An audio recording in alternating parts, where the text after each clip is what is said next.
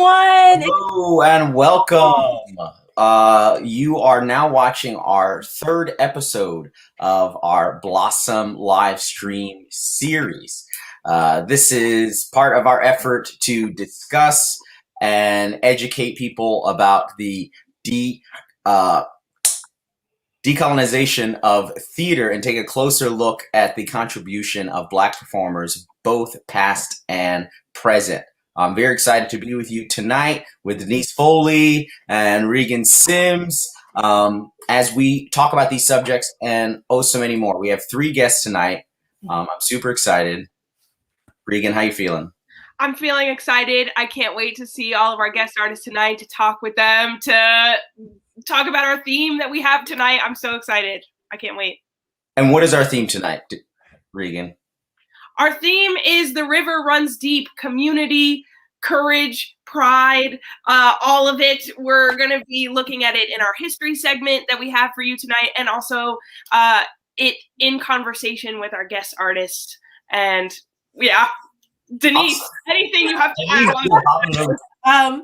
With all of our live streams, we also have a scholarship fund for our BLOSM series, and it is for our BIPOC students who are wanting to perform and to celebrate art and theater at DMR Adventures. And you are welcome to have a donation. Our goal tonight is $1,000, and we have already raised $240. So keep it up. Woo! Awesome. So we are going to, should we just jump right into it, guys? Let's get started. Okay. So our first guest is Danielle McKnight, and she is coming to us from Zionsville, Indiana. She recently graduated from the University of Indiana with a BFA in musical theater. She's currently working on her freelance voice acting career and taking part in a virtual musical entitled Kill the Whale. And we're going to talk a little bit more about that with her in just a second. Danielle. I think of home, I think of a place where there's love overflowing. I wish I was home, I wish I was back there with the things I've been knowing. When that makes the tall grass bend into leaning, suddenly the raindrops that fall have a meaning, sprinkling the sea makes it all clean. If there's a chance for me to go back, know that I have some direction. It sure would be nice to be back home where there's love and affection. And if maybe I can convince time to slow up, giving me enough time in my life to grow up, time be my friend.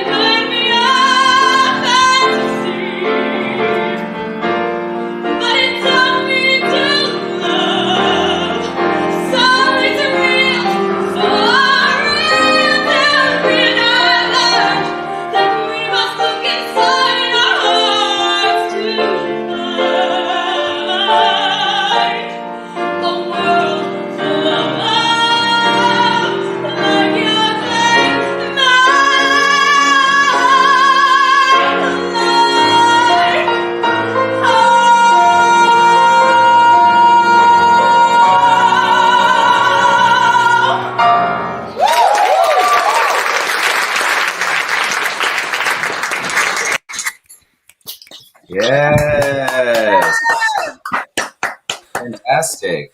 Thank you. Gorgeous. Absolutely wonderful. Oh, thank you so much. Let's hold on the whiz in case anyone missed it at the beginning. We love the whiz. Oh, that was so awesome, Danielle. Oh, thank you so much. Talk to us about that performance. Yeah. Yeah. So that performance was in the fall semester of my senior year, and it was a performance for a whole bunch of our donors, people who were supporting the musical theater program at Indiana University. And it was really just awesome. If you saw me at the end of the video, I look over to the side, and I was actually looking at all of my classmates, and I just sort of like watching that now after like 2020 into 2021. It just sort of had a stronger impact just now. I was sort of surprised by that. Yeah, but it was just so nice to be able to perform there in front of a whole bunch of people who had been supporting me and going on this musical theater education journey with me for those past 4 years of college. And the work has continued, is that right? So you're doing some voice acting now. You're doing a virtual musical. Can you tell us a little bit about that? Yeah, I mean, I have this really fancy looking pop filter right here in front of me. I've always been really interested in sound design and voice acting in general. And when the lockdowns all started, I got really antsy. I needed to do something with all this like creative energy that was just spinning in my head. And I decided, you know, if I'm not going to be able to do something in person and go and be directed into doing something, I should just create my own opportunities. So I started my own freelance work doing voice acting, doing vocalist singing, singing for people's song demos that they would show to companies. And I just recently started a audiobook producing gig. So I do voice acting for the audiobooks. I completely proof and mix them down and send them out to a bunch of customers. And I was recently brought on to a musical from a director who I really love and respect. They wanted me to play the role of Fadala in Kill the Whale, the musical Odyssey, which is going to be performed at the Polyphone Festival of the Arts. And I'm super excited to play this really ethereal, ghosty role in this Moby Dick musical. It's super exciting. Wow. Yeah, that sounds very interesting. Yeah, Moby Dick musical. I actually do know of one other that's not too strong based musical work. Does anyone else have another question? I feel like I just wanted to like highlight, I feel like this time with everything that's going on in our world, it's really kind of pushed us into that ownership of finding like different skills, different things that we love to do and really going after them with all this time and with all this space that we have to create and to continue to create and find new ways to create. So I really applaud you for like having that set up and branching out into all of your vocal work and your voice work. I think that's so cool. Thank you. Yeah. Well, I guess my question that I have is like, what has been a challenge with finding all of these new creative outlets that you have? Yeah. I really have a whole bunch of passions in a bunch of different fields in performance, in theater, in music, and I always want to try to like do everything. You know, I never want to lose a part of my passion by only focusing on one thing. I like to spread myself out, try to do everything. And obviously, that has its own challenges. You have to know how to plan and schedule what you're going to do, how you're going to achieve doing everything. And so that's something I had to learn back in college, the skills to sort of get through doing like spinning multiple plates almost. So learning how to do that has been really important for me. And then just during this time of unrest, of uncertainty, the feeling of some days when you wake up and you're like, oh, I'm so tired and I don't have any creative energy to give, but I know I need to. And just trying to decide, is today the day where I'm just going to not beat myself up for not having that creativity in my bloodstream today? Right. And then just knowing that, you know what, tomorrow's gonna come and I'm probably gonna get a really cool idea of something that I should do. And being okay with not being creative some days, so that on the other days you can have that energy and that love and not become sad or saddled with baggage by the thing that you love the most. Definitely. Yeah. Nice. Well, No, go ahead, Denise. Go for it. Okay, so piggybacking off of the challenges and with our theme, kind of because they both start with C. How do you find the courage, and what does courage mean to you, and how do you have it? Yeah.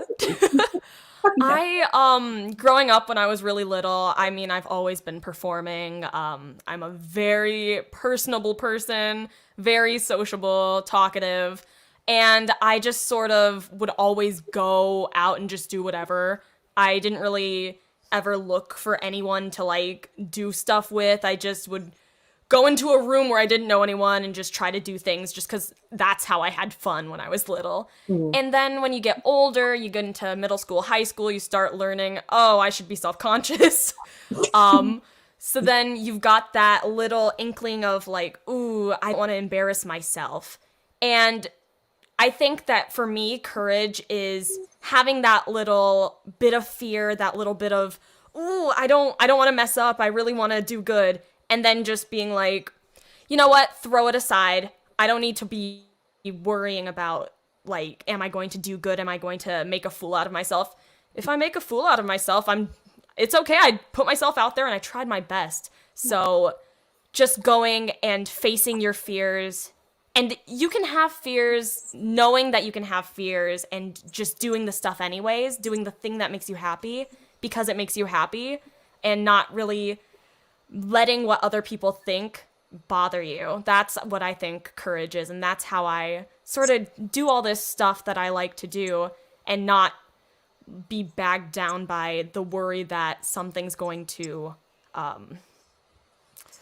like embarrass me, because embarrassment's part of the art. That is so true. I hope everyone was writing notes because this was all good stuff. Yeah.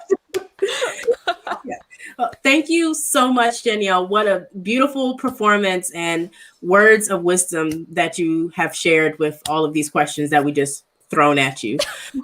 Thanks for having me. It was super fun. Yeah. Thanks for being here. Yes. I have the pleasure of introducing our next guest artist. Her name is Sophie Gorai. She's a great friend of mine. Sophie is a Japanese Filipina American artist and actor. She is a graduate of NYU Tisch and has trained with the Atlantic Acting School in the experimental theater wing at RADA in London and the City Company. Tonight's piece, Monkey Nuts, was created and produced at the Yes Theater and premiered at Cybertank online and was co-created by Sophie and Nikolai Mishler. So I'm so pleased to present to you Monkey Nuts.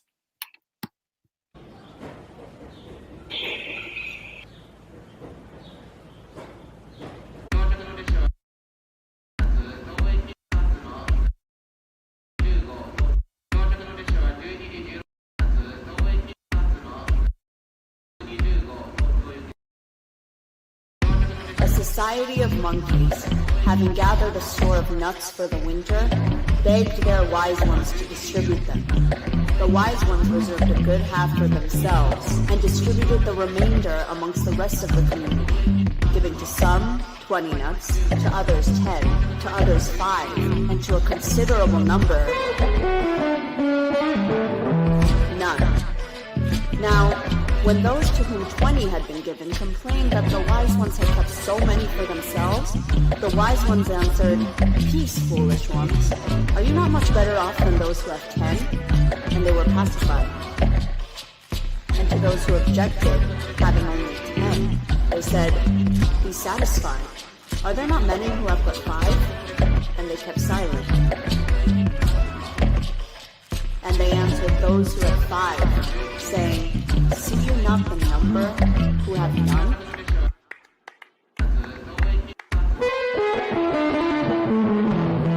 Now, when these last made complaint of the unjust division and demanded a share, the wise ones stepped forward and exclaimed to those who had 20 and 10 and 5, "Behold the wickedness of these monkeys.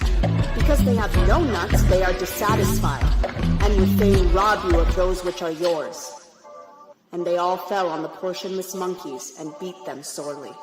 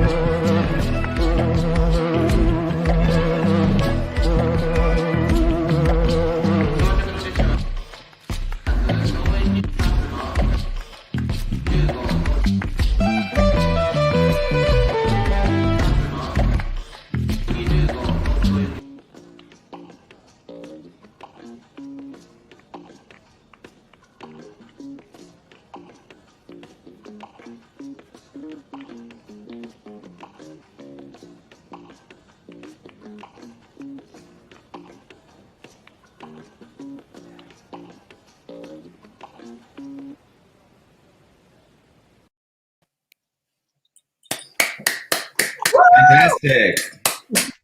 Thank you so much. Welcome, Sophie. We're so happy to have you. Talk to us about Monkey Nuts. Tell us a little bit about it, your inspiration for creating it. Sure. So this was created during more towards the beginning of the lockdown here, kind of like towards the summer. And this was when so much of the Black Lives Matter movement was really coming to a head. And we weren't, at the same time, we weren't sure if it was safe to go outside. So while me and Nikolai really wanted to be out there, we were unsure, and it kind of created this, I don't know, like tension in a way. And so instead we kind of were like, what can we do to kind of like use that and create something? So we made Monkey Nuts. And it's heavily inspired by Japanese No theater as well. And me and him are also both very passionate about intersectionality and environmental issues. So we, like the masks that we made were all made out of trash. So it's kind of that mixed with No theater, mixed with our original inspiration. Yeah, if that makes sense. That's so cool. Yeah.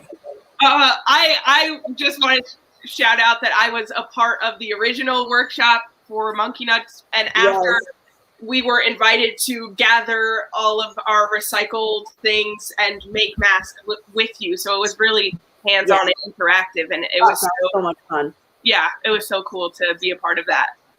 Theater making online, making something in your home. So yeah, it was, I want to add that as well. Thank you. Yeah, that was so much fun. I think it's really cool to be really interactive, and it like part of what Yes Theater is the collective me and Nikolai formed together, which, as I said, is influenced by No Theater, as well as kind of like recycling and reusing materials. And part of that is we really want to get people involved as well, instead of just kind of the separation of like, we are performing this thing. We want people to be involved with it, be a part of it, feel like it's like this discussion, you know, it's not just question and answer, you know. Right. Yeah. Love it. I want to throw it to Denise and Xavier for any other questions, comments that from watching Monkey Nuts. I was just really blown away by the piece. It's really beautiful. I loved all the colors and the text that was used. Where's that text from? Thank you so much. That's from this book called Workers' Tales. It's kind of like children's stories, but it's like socialist folk tales. And each story is kind of, I think, like they're written by many different people. They're like from a long time ago, but they're all edited by one person. I can put it in the chat if I figure out what exactly it's called. Yeah. Thank you. So there's clearly this big sort of I would say the word is inspiration from your Japanese culture. Is there other ways that you try to exemplify or find that pride within your work? Specifically with my culture, or just in general? Like, I would say in general with your, or specifically, it's really up to you. Cool. Yeah, I mean, I think this is definitely one way that I feel like I'm both Japanese and Filipina, and I think both of those cultures have really defined who I am, and it's a huge part of where I take inspiration from for creating things. And part of that has really helped me find more pride in myself and my culture. Because growing up, I think, as a lot of kids of color are, they can be ashamed. Part of them can be ashamed of where they come from, or like kind of embarrassed of certain things, like the classic thing of like, oh, you know, my lunch is stinky, and you don't realize it, but you become ashamed of part of where you're from, which is heartbreaking. And I think me becoming more confident in myself and becoming an artist has really helped me realize that this culture I'm a part of is really beautiful and so inspirational, and makes me even more creative than I feel like I would be without it. So, yeah. Yeah. That's beautiful. Thank you. Did you have anything? I did not have anything. I was blown away by the performance, and your words were also wonderful and amazing. And I couldn't have said it better myself about being prideful of my heritage and my culture. Yeah. And that's that's all I have to say. That's awesome. I'm so glad we're becoming more proud of ourselves. Like, Yes! It's beautiful. It is. It's slowly it's really becoming a thing. Mhm. People are taking more pride in who they are and where they come from, and the stories that they can tell from the experiences that we're living right now. Mm-hmm. So And I'm really I'm inspired by people's pride shining through the things that they make or the things that they do within their profession. I feel like, yes, I'm seeing this Right. Yes. Wow. We're getting a lot of pride coming in. I know. Yeah. It makes your work and anything you do just shine even more, just knowing that pride is showing through, and Mhm. and you can see it, and it's infectious. Yes. I was like, my last comment is that even though you put your culture into this performance, it was still prideful in the Black Lives Matter movement. You used your culture and your experience to say, this is wrong. Okay, let's have a little chit chat about this. Okay. Exactly. And you use your pride to help Black Lives Matter's pride become evolve. Yes. Blossom, if you Right. Blossom. Exactly. Yeah, I think it's so important to remember, this quote always sticks out in my head of, we cannot be free until we are all free. Yes. So we have to be together. Mhm. Seriously. Yep. And one thing that reminds me of that, if I have time, at the end, when we write peace at the end, it's inspired by a letter that James Baldwin wrote to Angela Davis while she was in prison. And he says at the end, therefore peace, because he says, if they take you in the morning, they'll be coming for me at night or us at night. And that's the same idea of we can't be free until we're all free. Yes. We have to stand together. I love I didn't want to end it. I didn't want to say anything else after that. That's great. I was like, well, after that whole thing, thank you so much, Sophie. Thank you so much, guys. Thank you, Sophie. Thank you. Thank you for being here. Thank you. All right, so before we, I don't like this setup. So wonderful. Where's my face? Saw the frizz in my hair. I ain't got time for that. All right, so a BLOSM fundraising update. Woo! We have raised $290. That is amazing. That is outstanding. But there's always a but. Please keep. Oh, Matt Stevens did a donation. Thank you. Thank you. Please keep donating, and you can still donate after the end of the show. So please keep on doing it. We love it. I did want to point something out, that these scholarships, I don't know how many of you know out there, but these scholarships and the money that you're donating, it is already at work, helping lots and lots of young students take part in our programs. And we encourage you to please keep helping us out, so that we can keep passing on the love and the funds to help the work keep going, to help things keep blossoming. Yes. All right, so where are we at next?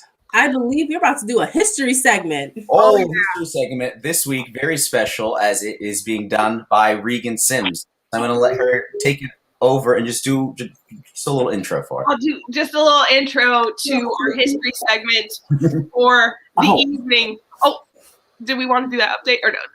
Oh, Update. I am so sorry. We just got an update. I have a mic right here, so that's why I'm close. We have an update. We are now at $320. Thank you, guys. Yes, thank you guys so much. Let's keep it going. Let's keep it going. I'm feeling this energy. I'm feeling this love. I'm so excited to talk to you about our history segment for the evening. I had the pleasure of, I felt like I was in school again, in high school, in college, doing a history report. I love it so much. We're going to be looking at the life and legacy of Paul Robeson from New Jersey, actor, artist, creative, athlete, activist. He did it all. He was so amazing, and I'm so glad I got to take a look at his life, and I'm so pleased that I get to share it with you.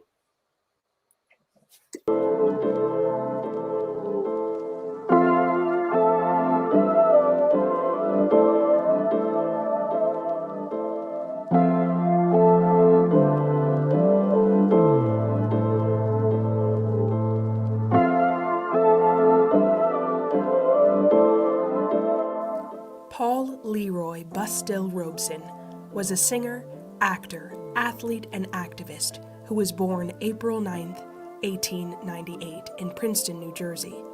His father was a slave who became a preacher and eloquent public speaker, and his mother was a distinguished abolitionist and schoolteacher.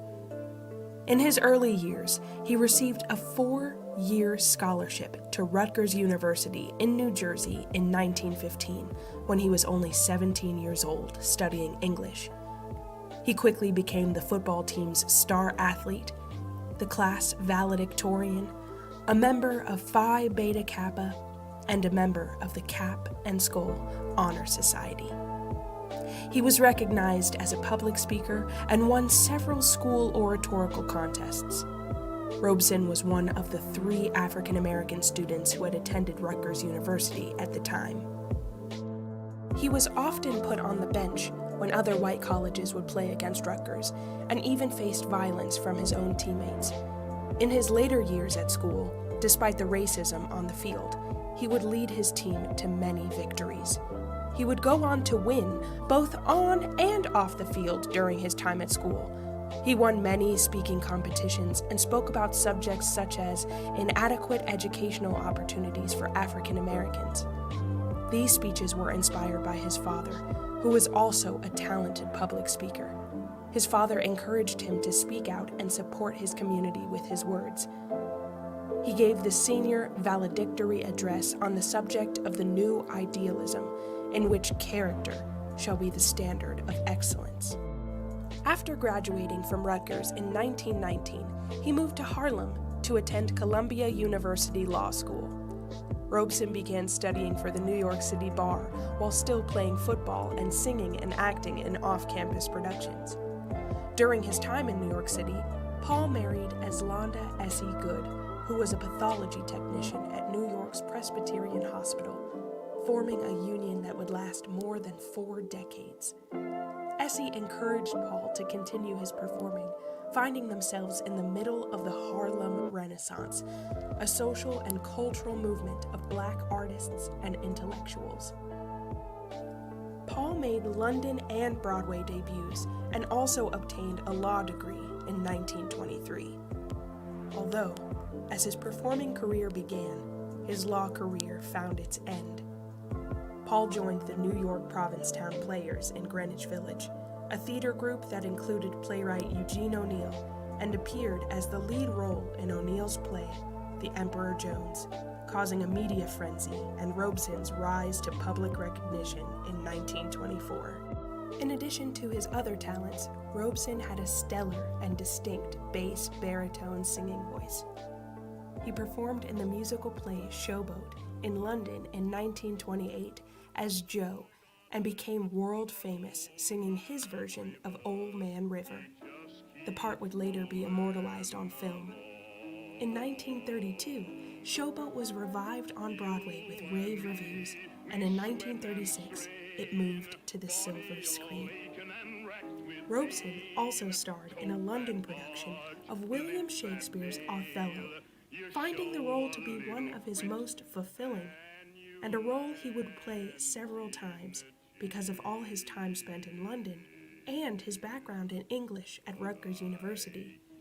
In the 1930s, he began touring and traveling around the world, performing concerts, plays, and recitals. At a benefit concert in London in 1937, Robeson changed the lyrics of Old Man River, changing it from a song of suffering to a song of defiance. In 1939, he sang A Ballad for Americans, expressing his views on the human and civil rights of every American and highlighting racial segregation within the states. In the 1940s, he began commenting on the disparities and protesting the segregation within the audiences that would watch him perform. In 1946, he met with President Truman to urge him to pass anti-lynching legislation. Robeson spoke at the Paris Peace Conference in 1949, rejecting fascism and imperialism and denouncing war. This speech caused incredible pushback and rioting outside of his scheduled concerts.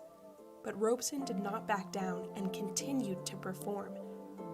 He starred in movies such as Proud Valley, playing a mine worker, and then later performing recitals for mine workers in real life. His left-leaning political views and his frequent visits abroad kept the federal government on high alert. In 1950, his passport was revoked, and several of his concerts and broadcast performances were canceled, which put his career on hold. In 1952, with Robeson still banned from travel, labor unions in the US and Canada put together a concert called the Peace Arch Concert at the International Peace Arch on the border of Washington State and British Columbia. The concert attracted over 40,000 people at the border to hear Robeson sing. In 1958, his 60th birthday was celebrated all over the world. It was also the year when he wrote his autobiography called Here I Stand, and when his passport was returned to him by the Supreme Court. He quickly returned to London in celebration, where he was received with open arms. He later died of a stroke in Philadelphia in 1976. Paul Robeson established himself as one of the most recognizable and merited performers of his day. his presence resonated across the globe and was a light to many African American performers in his time, paving the way for future Black creatives. His deep voice and large stature were a part of his legacy, and what he contributed to the world of theater and film and civil rights will last forever.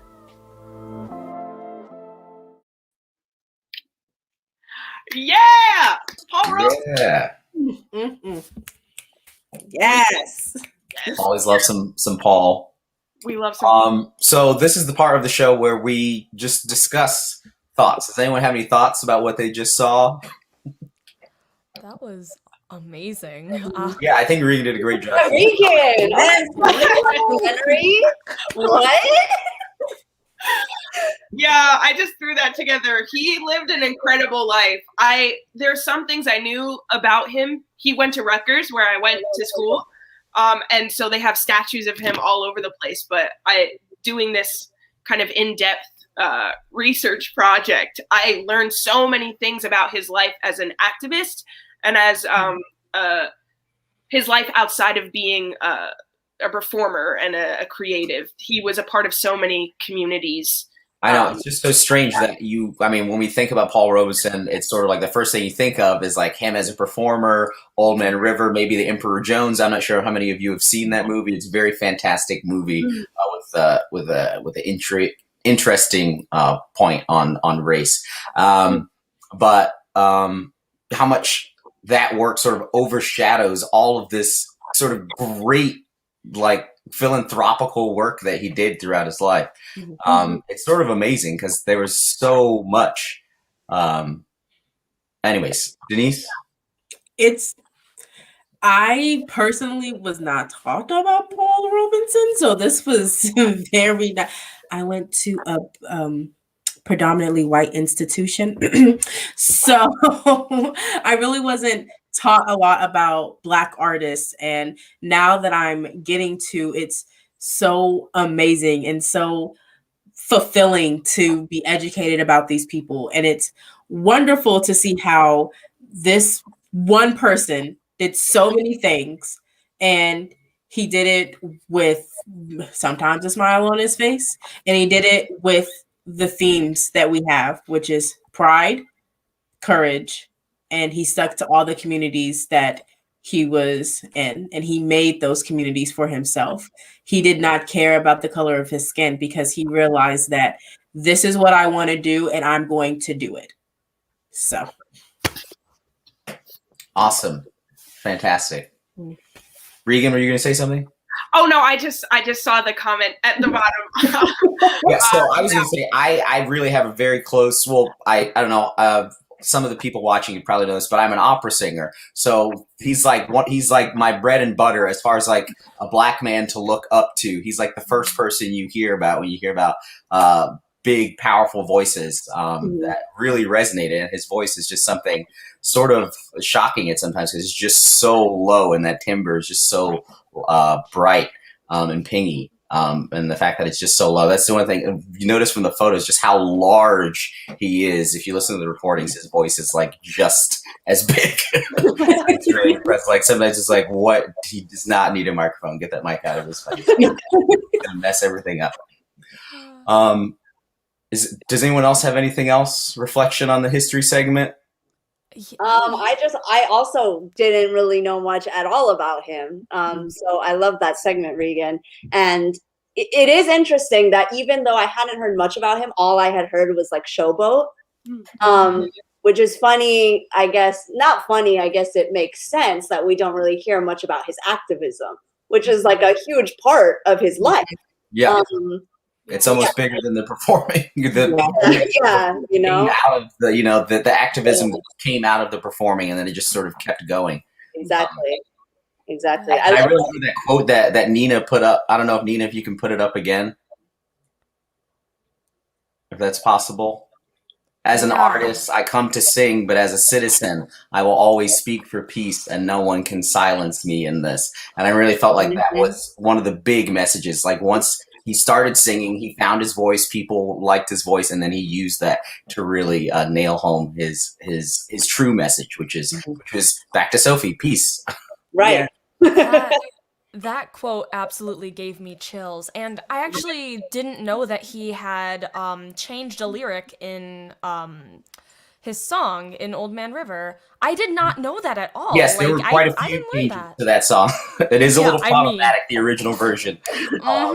But like the fact that we hadn't heard that, I think, says a lot, and the fact that he even brought his activism into like a show, changing that song from being something negative and sad and like, oh, like we're so sad, to being something hopeful. I just think that's so powerful. Yeah. Yeah. It's amazing how what theater. Sorry, Regan. No, please go, please. It's all you, Denise. It's amazing how what theater and the arts can do for a person. Right. And Paul Robeson is a prime example of it. He found his voice, he figured it out, and then he went towards what he wanted to do, which was activism, which is amazing. It's something that some people just it doesn't click in their heads all the way. And that's the arts can help people in more ways than one. And that's why we need the arts so bad. So that's all I gotta say. Beautiful. Do we have a fundraising update? We do. We are now up to, oh my goodness.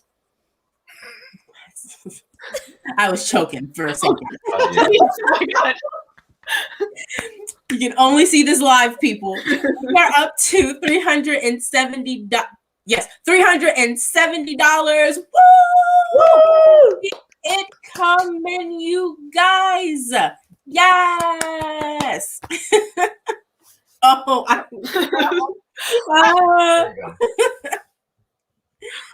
This is so. Denise, do you want to take it away and introduce our last guest? Yes, I can. Our last guest is a student with DMR Adventures, and her name is Julia Chua. Hopefully, I am saying this all correctly. She started acting professionally on stage and film at the age of 6 in Manila, Philippines, and is currently in the 12th grade at Wellsprings Family Christian School. Julia will be portraying the role of Serena in DMR Adventures Fame Junior, streaming this May. So let's all give it up for Julia singing her song.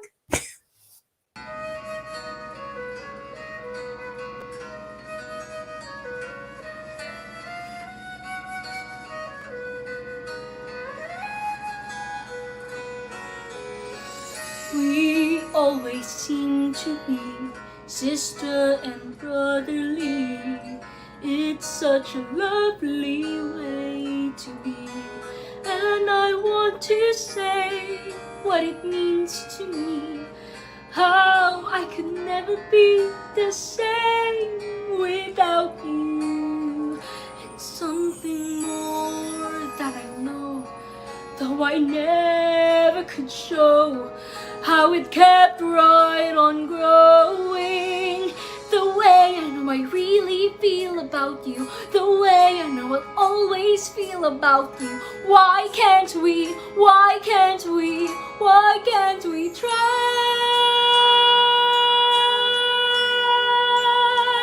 to play a love scene? We don't need the violins to play a love scene, where we see how love begins, find a way to start, and play it from the heart. A perfect scene from the play unknown. Let's play a love scene, love scene.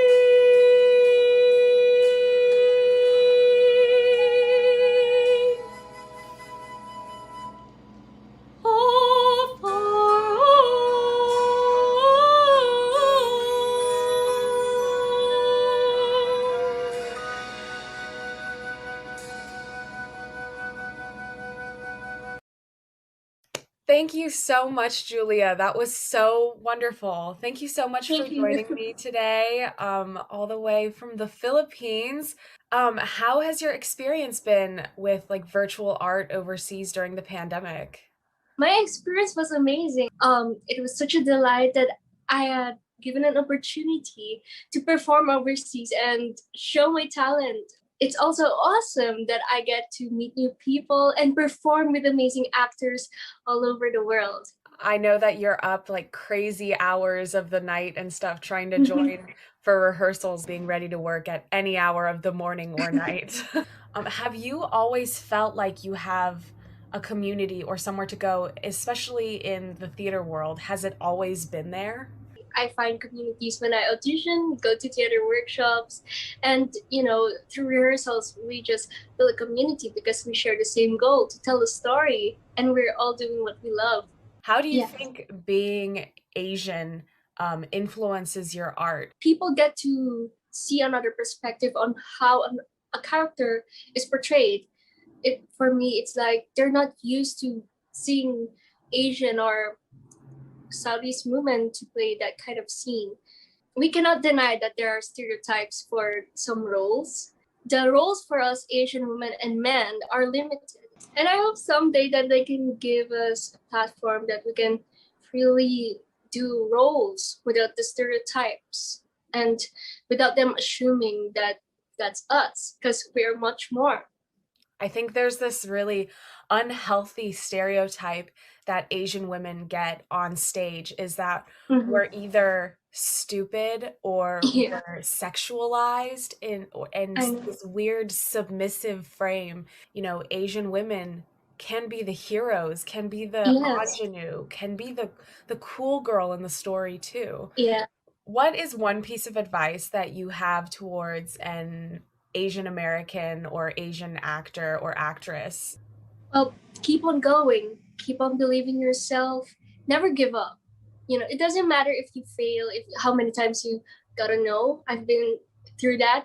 What matters is that you didn't give up and you learned something from it. It will be a hard journey. It will be a long journey, but it will be all worth it.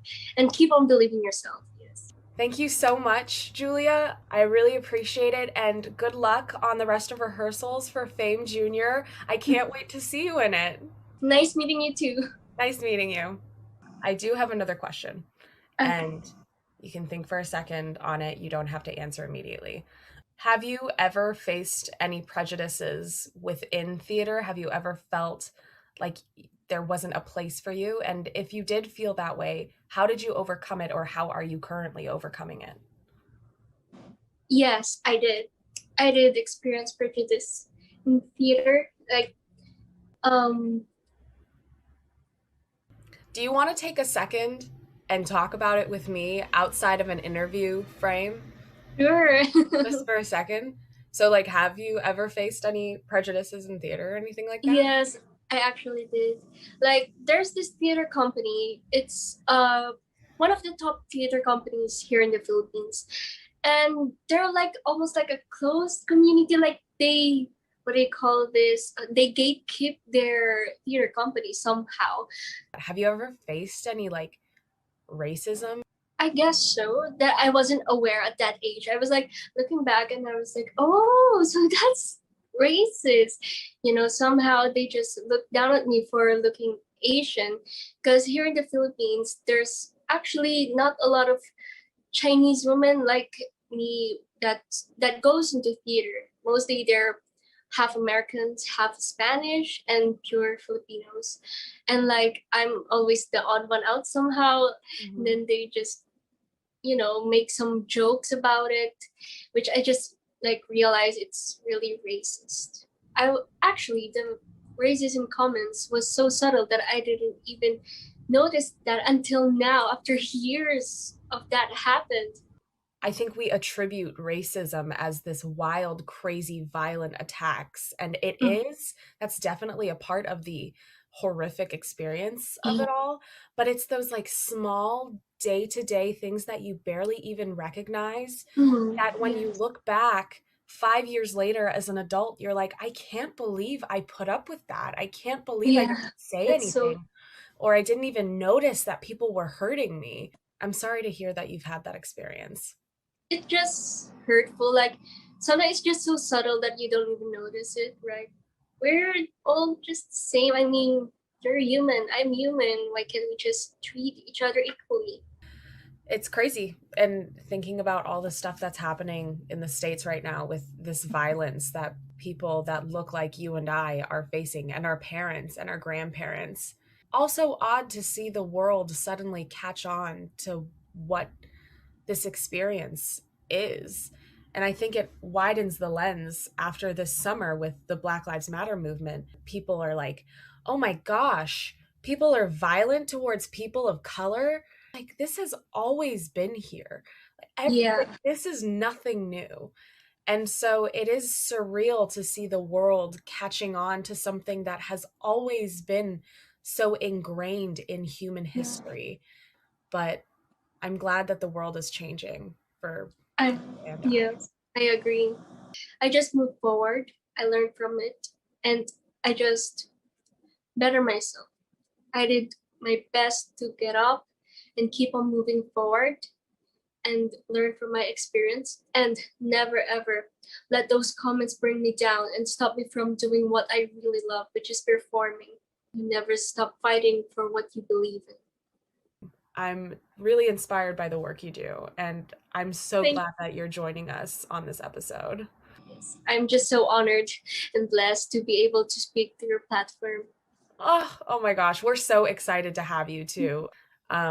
Anyways, it is almost 11 o'clock for you, so I'm gonna let you go. Thank you so much. I really enjoyed. Stay safe and good night. Good morning to you. Good night to you.